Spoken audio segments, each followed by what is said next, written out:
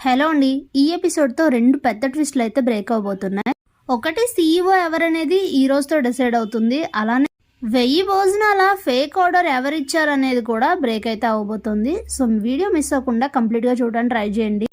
సూరజ్ జ్యోత్స్న ఇద్దరు బయట నిల్చొని మాట్లాడుకుంటూ ఉంటే ఇంతలో కార్తీక్ దీప శివనారాయణ ఇంటికి వస్తారు. ఎందుకు ఇలా సతీ సమేతంగా మా ఇంటికి దయచేసావని అడిగితే స్వయంగా మామయ్య ఫోన్ చేసి దీప చేతి దోసకాయ పచ్చడి తినాలనుంది, తీసుకొని రమ్మన్నారని చెప్తాడు. ఓహో, ఈరోజు సాయంత్రంతో ఇక నేనే సీఈఓని కన్ఫర్మ్ అవుతుంది కదా, మళ్ళీ దీప పాత అవతారం ఎత్తుతుందనమాట అని అంటే సర్లే కంగారెందుకు అని అంటాడు. ఇక అందరూ కలిసి లోపలికి వెళ్తారు.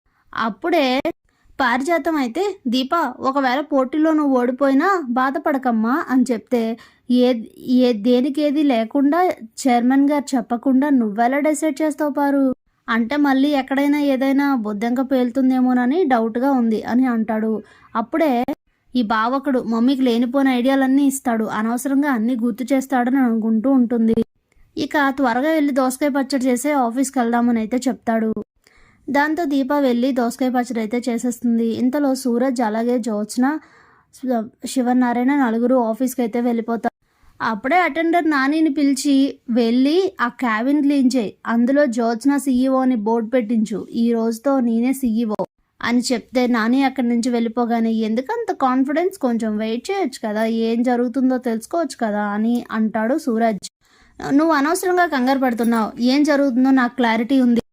దీప ఓడిపోతుంది, అప్పుడు ఏ ఉపయోగం నీకు లేదు. అదే నువ్వు నా వైపు ఉంటే నీలాంటి తెలివైన వాడిని వ్యాపారంలో వదిలేసుకోవాలని ఎవడు అనుకోడు. కాబట్టి నువ్వు నాతో ఉంటే నేను సీఈఓ అయిన తర్వాత అన్ని బ్రాంచుల్లోని నీ హెల్దీ ఫుడ్ స్టాల్ పెట్టుకోవడానికి పర్మిషన్ ఇస్తానని చెప్తుంది. ఇక జ్యోత్స్న మాటలకైతే గట్టిగానే కౌంటర్లు అయితే ఇస్తాడు సూరజ్. నేను డబ్బుల కోసం ఒకరి దగ్గర పనిచేయను అని చెప్తే అయితే మరి హెల్దీ ఫుడ్ స్టాల్ దగ్గర ఫ్రీ ఫుడ్ అని పెట్టు అని చెప్తుంది.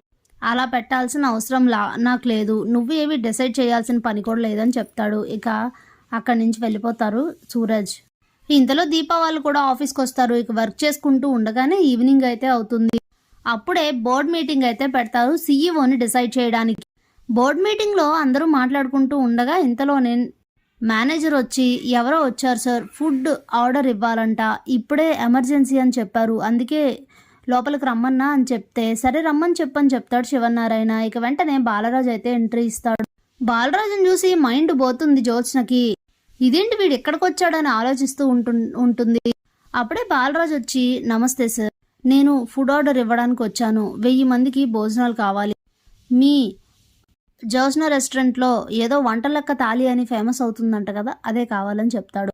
ఇదేంటి మొన్న కూడా ఇలాగే 1000 మందికి ఫుడ్ కావాలని ఎవరో వచ్చి చెప్పారు, మళ్ళీ ఇది కూడా ఫేక్ కాదు కదా అని ఆలోచిస్తూ ఉంటాడు శివనారాయణ.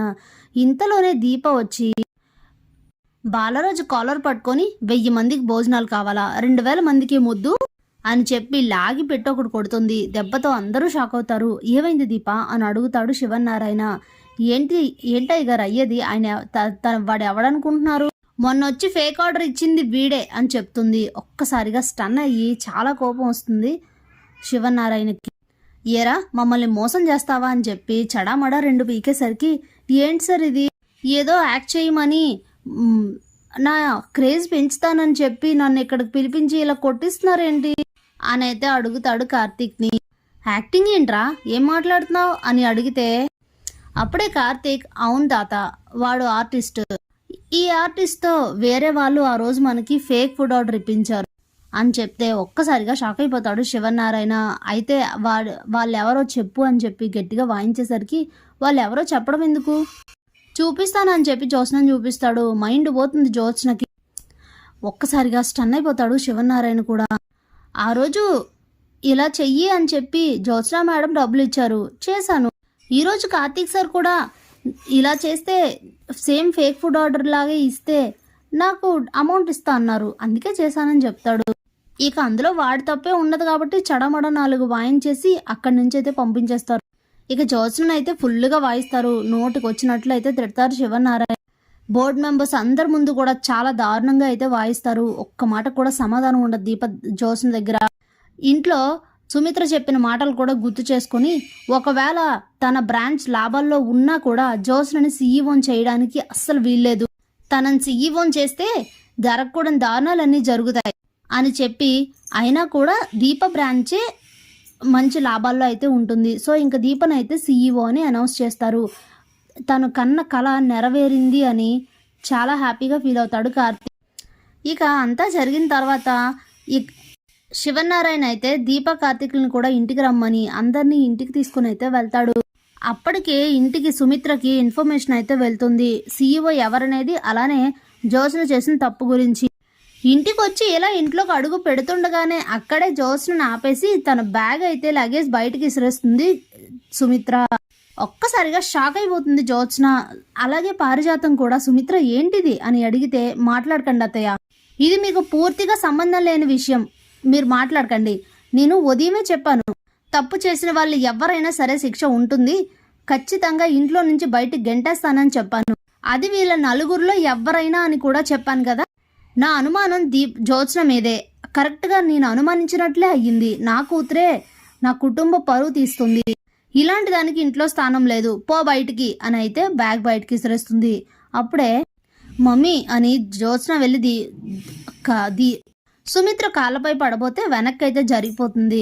అది కాదు మమ్మీ అని మాట్లాడుతూ ఉంటే, ఇంకొక్క మాట మాట్లాడినా మర్యాదగా ఉండదు, పో బయటికి అంటే, తాత నువ్వైనా చెప్పు అని అంటే, అవునండి జ్యోత్స్నను ఆపమనండి, జ్యోత్స్నను ఆపమనండి, వెళ్ళొద్దని చెప్పండి అని చెప్తుంది పారిజాతం.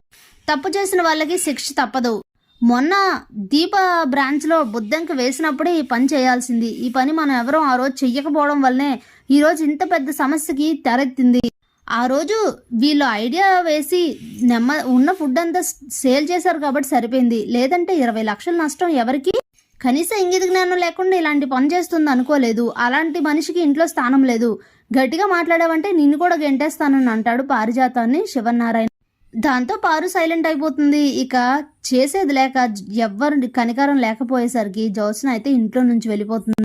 మళ్ళీ తిరిగి ఇంటికి ఎలా రావాలని రోడ్డును కూర్చొని ఆలోచిస్తూ ఉంటుంది. దీనికి ఇలా అయితే గానీ బుద్ధి రాదు అని చెప్పి అనుకుంటూ ఉంటారు Deepa Karthik. Thanks for watching.